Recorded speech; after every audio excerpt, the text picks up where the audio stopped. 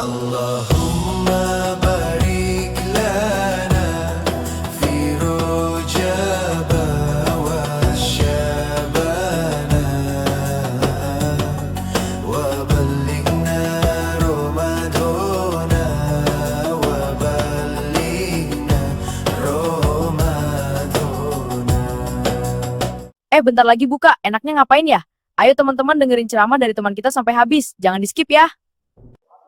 Pergi ke kantin ada lepar, pergi ke dapur ada rendang. Kalau kamu umat Muhammad, jawablah salamku dengan riang. Bismillahirrahmanirrahim. Assalamualaikum warahmatullahi wabarakatuh. Alhamdulillahirabbil alamin.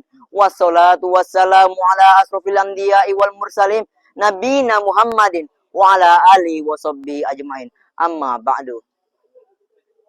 Pertama-tama dan yang paling utama, marilah kita panjatkan puja beserta syukur kita atas kehadiran Allah Subhanahu wa taala yang dimana telah memberikan kita beribu-ribu nikmat, dari nikmat terkecil hingga nikmat terbesar.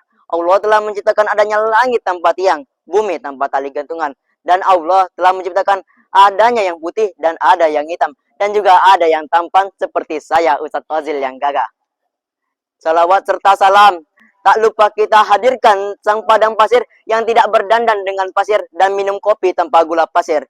Beliau datang bukan dari Cina, bukan dari Amerika, apalagi dari Aceh India, tapi beliau adalah Habibullah, putra Abdullah Siti Aminah, lahir pada kota Mekah tahun gajah, yakni Nabi Muhammad Sallallahu Alaihi Wasallam, yang dimana telah membawa kita dari zaman jahiliyah hingga zaman mahiriyah, dari zaman Siti Fatimah hingga zaman Siti Badriah, dari zaman Nai Untah hingga zaman Nai Avanza Innova.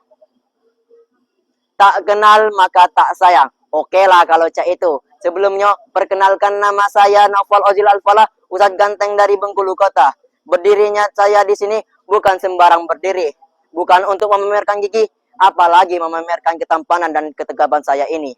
Tapi berdirinya Ananda di sini untuk menyampaikan ceramah singkat. Hadirin, oi hadirin. Sudah menjadi fakta dalam sejarah nasional bahwasanya kemerdekaan yang kita miliki telah dianut oleh para penjajah. Namun berkat para pejuang muslim yang telah merebutnya kembali, yang dipimpin oleh berbagai kalangan seperti ustadz, kiai, dan tokoh-tokoh agama lainnya. Semua perjuangan mereka bukan sekedar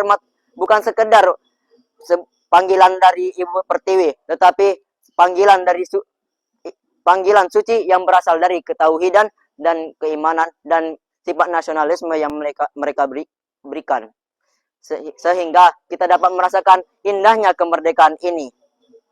Oleh karena itu, izinkan Ananda berceramah singkat yang berjudul Nasionalisme dalam Konsep Islam.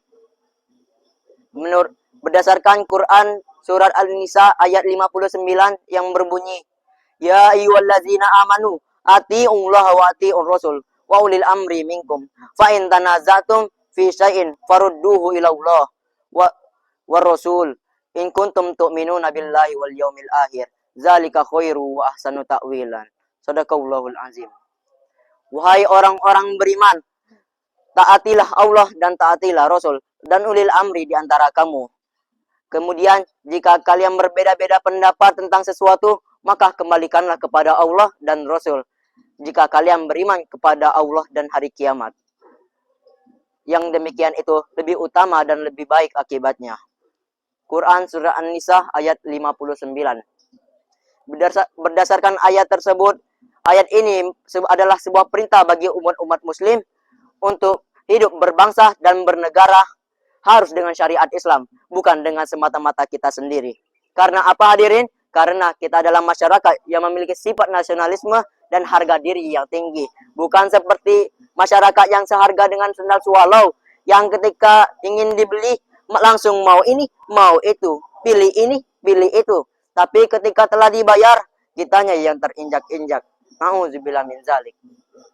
Saudara-saudaraku, bagaikan sendal yang tidak berpergian dari sini ke situ, dari situ ke sini. Dan dia pun juga bisa bingung mengapa dirinya bisa menjadi seperti ini dan mengapa juga dirinya bisa menjadi seperti itu. Maka dari itu akan banyak di antara kita yang awalnya saling bersatu menjadi saling berseteru, yang awalnya saling mengenal menjadi saling tak mengenal. Oleh karena itu hadirin, kita sebagai masyarakat yang memiliki sifat nasionalisme harus saling memperkuatkan, harus saling mengingatkan dalam kesadaran, harus saling memiliki sifat persaudaraan. Menurut Quran surah Al-Hujurat ayat 10 menceritakan bahwasanya seluruh umat muslim adalah saudara. Menurut Profesor Dr. Muhammad Quraisyab adalah persaudaraan yang terjalin antar Islam adalah persaudaraan yang berganda. Yang pertama adalah persaudaraan atas dasar keimanan, dan yang kedua adalah persaudaraan atas dasar keturunan. Dari pengertian tersebut kita tahu bahwasanya Allah Subhanahu wa taala melarang kita untuk saling berpecah belah. Maka dari itu kita harus saling mengingatkan sesama lain, kita harus menghilangkan rasa permusuhan, kita harus menghilangkan rasa perpecahan. Mungkin hanya ini yang Ananda dapat sampaikan. Sebelum menutup ceramah ini, Ananda akan memberikan sebuah pesan singkat yang diberikan oleh Insinyur Soekarno yang kemungkinan akan bermanfaat bagi kita ke depannya nanti. Amin ya rabbal alamin. Insinyur Soekarno pernah berkata, "Wahai saudara-saudaraku yang berbangsa dan setanah air, apabila kalian beragama Kristen, maka jangan sampai jadi orang Yahudi. Apabila kalian beragama Islam, jangan sampai menjadi orang Arab. Apabila kalian beragama Hindu, jangan sampai menjadi orang India. Maka jadilah negara yang satu, yaitu Nusantara, yang memiliki satu bangsa dan bahasa. Dan perjuangan saya akan menjadi lebih mudah karena melawan para penjajah. Dan perjuangan kalian akan menjadi lebih sulit karena melawan bangsa sendiri." Mungkin hanya ini yang Ananda dapat sampaikan tentang nasionalisme dan konsep keislaman. Jikalau ada salah kata, mohon dipermaklumkan karena saya masih berada dalam proses pembelajaran. Dan jika ada benarnya pun, itu datangnya dari Allah. Dan jika ada salahnya, itu datangnya dari Ananda sendiri. Biji durian, biji selasi. Cukup sekian, terima kasih. Wabillahi taufiq walhidayah, warido wa inayah. Wassalamualaikum warahmatullahi wabarakatuh.